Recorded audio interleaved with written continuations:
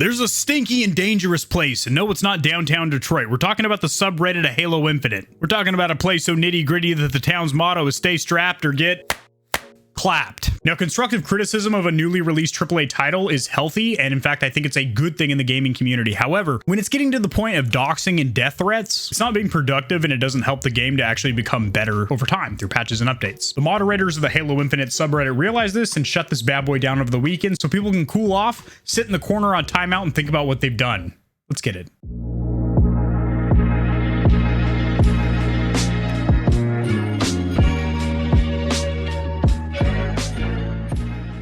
Alrighty, Stallions, sharing my screen, I have an article pulled up. This will be cited or sourced down there in the description below, as I do anytime I cover any news in the gaming community or industry. The title reads, "The Halo subreddit got so toxic that mods had to close it for the weekend." This article is written by my boy over there at PC Gamer, Jiggity Jonathan Bolding, and he says, there's a lot of back and forth over the contents and quality of the Halo Infinite multiplayer beta. Now, first of all, I want to say this right now. It's not really a beta. From what I have heard in the gaming community and industry, this is it. What we're playing right now is the Halo multiplayer. They're not adding anything launch day, which is in 2 days on December 8th. And when I say launch day, all we're getting on that day is the campaign, the story, which is great, but we're not getting Forge, we're not getting co-op, and the multiplayer that you're playing right now is the multiplayer, and we're not getting a BR for the foreseeable future. Also, back and forth, yes, that is correct. There are people that are very satisfied with the condition of the multiplayer and are having a bang-up good time. I've enjoyed myself, but there are certainly issues. In fact, I am going to be making a video in the very near future, probably tonight or tomorrow, going over my experiences thus far. There's probably about 5 or 6 things that I can think of that absolutely need to be tuned, tweaked, and fixed ASAP. Moderators of the Halo subreddit have closed the entire forum over the weekend because people just cannot behave themselves. Now, some users on the subreddit have been responsible for doxing and death threats, and the moderators made it very clear that they are not trying to silence criticism in the community over Halo Infinite, but that the discussion in the subreddit has just gotten too hostile. I think that is a very important note to make there, is that it's not like they're just trying to, pull a CD Projekt Red where they know the condition of their game is busted beyond all recognition, and they're literally just, shh, honey, it's okay. Shh. It is not about keeping 343 safe from criticism, because criticism is good.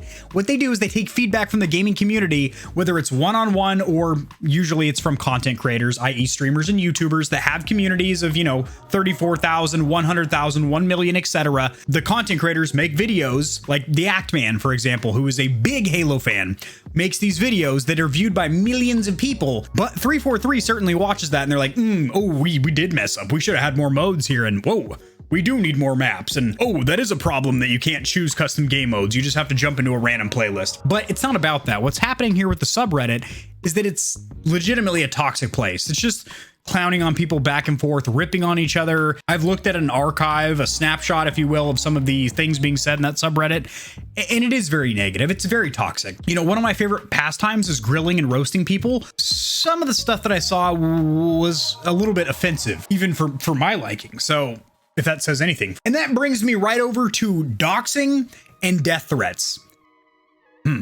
But it is still video games at the end of the day, no matter how big of an industry it is. And yes, the video game industry is bigger than movies, TV shows, books. I've covered the numbers. The video game industry is a larger grossing, i.e. earns more currency, than any other form or platform of entertainment. But it's still video games, so it is not worth threatening the developers, to threatening their life, to kill them and their families, or spewing racial hatred in a subreddit. It's toxic, and it's not productive. It doesn't make games any better, and it actually makes the gaming community look stupid that we're that aggressive towards each other. So things like death threats, or even doxing, or crash their computer from remotely over the interwebs, it's pretty disgusting stuff. Swatting too.